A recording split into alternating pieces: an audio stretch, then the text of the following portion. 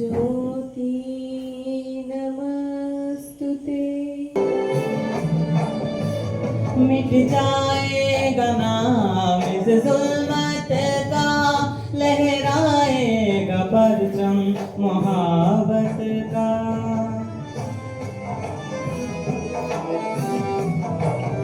मिट जाएगा नाम इस जुल्मत का, लहराएगा परचम मोहब्बत का। शहराओ शहराओ गाँव गाँव में हमें इश्क आबादी देखनी है। हम सुबह आज़ादी देखनी है, हमें देखनी है आज़ादी।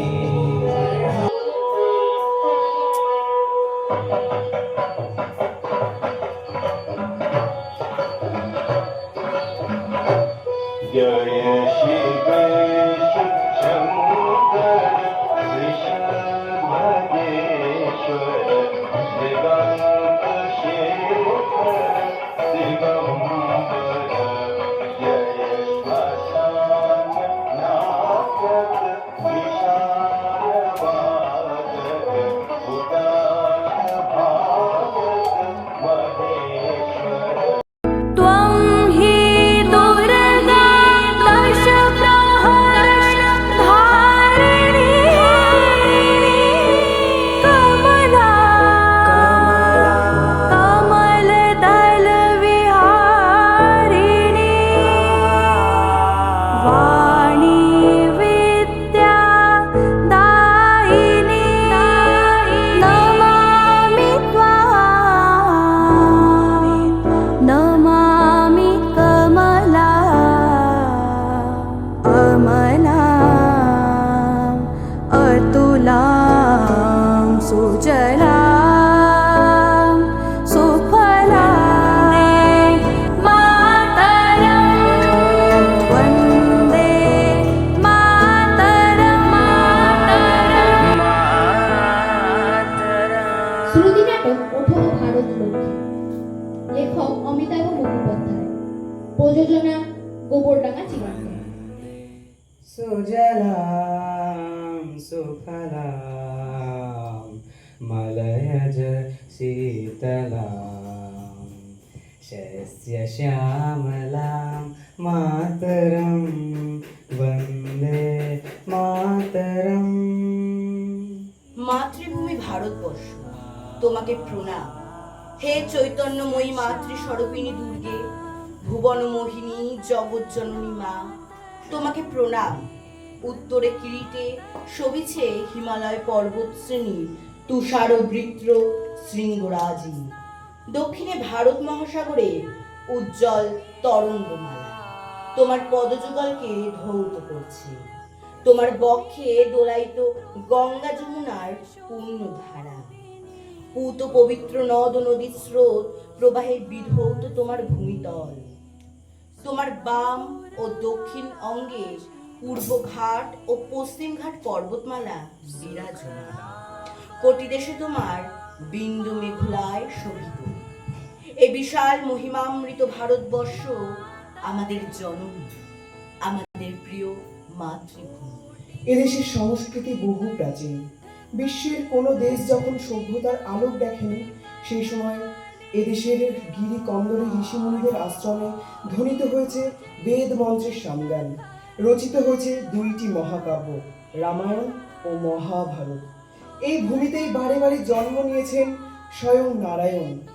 পুণ্যভূমি ভারতবর্ষ, তোমাকে প্রণাম।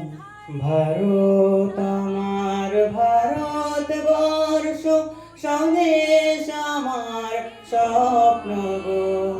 তোমাতে আমরা লোভিয়া জন্ম, ধন্য হয়েছি ধন্য গো।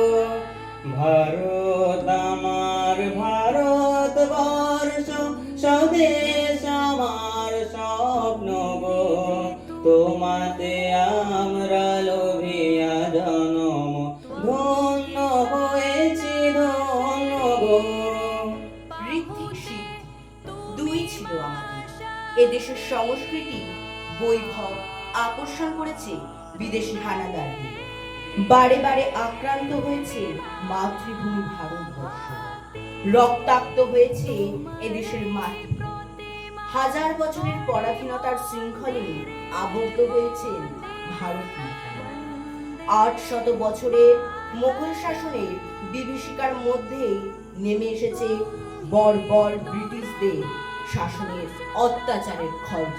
শুরু হয়েছে স্বাধীনতার যুদ্ধ। লক্ষ কোটি সন্তান প্রাণ বলিদান দিয়েছে মায়ের শৃঙ্খল মোচনে।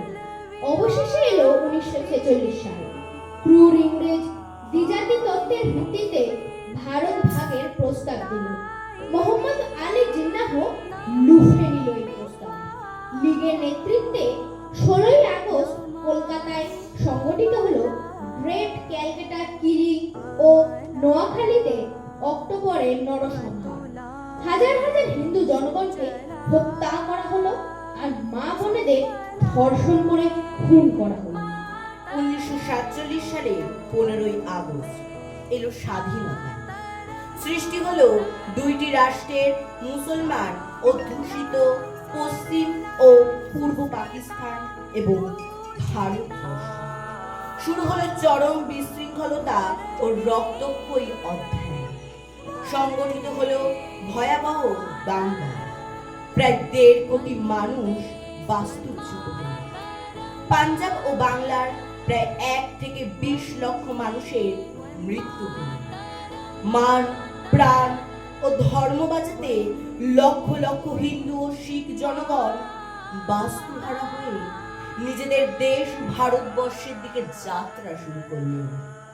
দেশ ঘর হারিয়ে তারা উদ্বাস্তু, তারা উদ্ভ্রান্ত।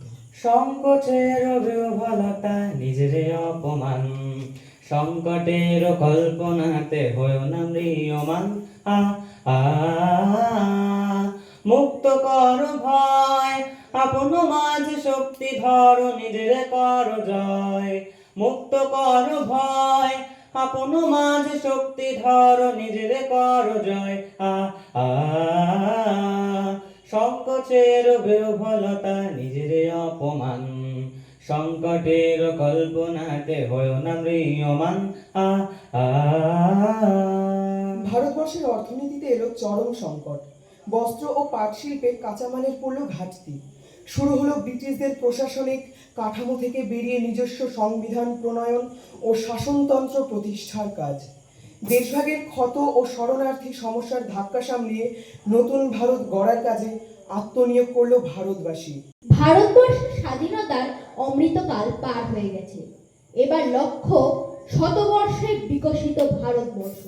তার জন্য দরকার অর্থনৈতিক প্রবৃদ্ধি, সামাজিক অগ্রগতি, পরিবেশগত স্থায়িত্ব ও সুশাসনের মাধ্যমে ভারতকে বিশ্বের শীর্ষ স্থানে নিয়ে যাওয়া। দরকার উন্নত অর্থনীতি ও দারিদ্র্য বিমোচন, যুব সমাজকে আন্তর্জাতিক মানের কর্মযোগী করে তোলা, দেশের প্রতিটি নাগরিকের জন্য উন্নত চিকিৎসার ব্যবস্থা, সেই সঙ্গে প্রতিরক্ষা, প্রযুক্তি, শক্তি এবং শস্য উৎপাদনে স্বাবলম্বী হওয়া। এক কথায় নির্ভরশীল ভারত। বিকশিত প্রীতি কুসুম হে, আনন্দ বসন্ত সমাগমে। বিকশিত প্রীতি কুসুম হে,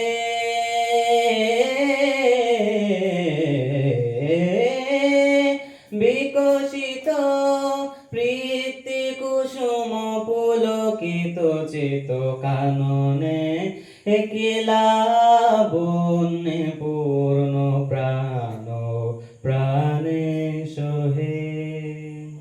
জ্ঞানে বিজ্ঞানে ভারতবর্ষ আজ এক অনন্য উচ্চতায় অবস্থান করছে। মহাকাশ গবেষণায় ভারত বর্তমানে বিশ্বের 5টি দেশের মধ্যে অন্যতম। বিজ্ঞানের আধুনিক প্রযুক্তিতে স্বয়ং সম্পূর্ণতা অর্জনে দেশীয় উদ্যোগ জোরদার করা হয়েছে। চিকিৎসা ও জীব বিজ্ঞানের ক্ষেত্রেও অভাবনীয় অগ্রগতি লাভ করেছে ভারত। সামরিক অস্ত্র প্রস্তুতিতে আজ স্বনির্ভর হয়েছে ভারতবর্ষ। ভারতবর্ষের অর্থনীতি ও খাদ্যের নিরাপত্তা কৃষি বিজ্ঞানের ওপর নির্ভরশীল। কৃষিকাজের আধুনিক বৈজ্ঞানিক প্রযুক্তি ব্যবহার করে উৎপাদন বৃদ্ধির দ্বারা খাদ্যের স্বয়ং সম্পৃক্ত ও কৃষকের দারিদ্র্য মোচনের পথে আজ ভারতবর্ষ। আর এই সকল কাজেই চাই যুব শক্তির সক্রিয় অংশগ্রহণ, মাতৃশক্তির সার্বিক বিকাশ ও দারিদ্র্য দূরীকরণকে অগ্রাধিকার দেওয়া। তবেই আবার ভারত লক্ষ্মীর হবে উত্থান। ধন ধান্যে শৌর্যে বীর্যে ভারত আবার জগৎ সভায় শ্রেষ্ঠ আসন লবে। ধন ধান্য পুষ্প ভরা আমাদের বসুন্ধরা, তাহার মাঝে আছে দেশ এক, সকল দেশের সেরা। ও সে স্বপ্ন দিয়ে তৈরি সে দেশ, স্মৃতি দিয়ে ঘেরা।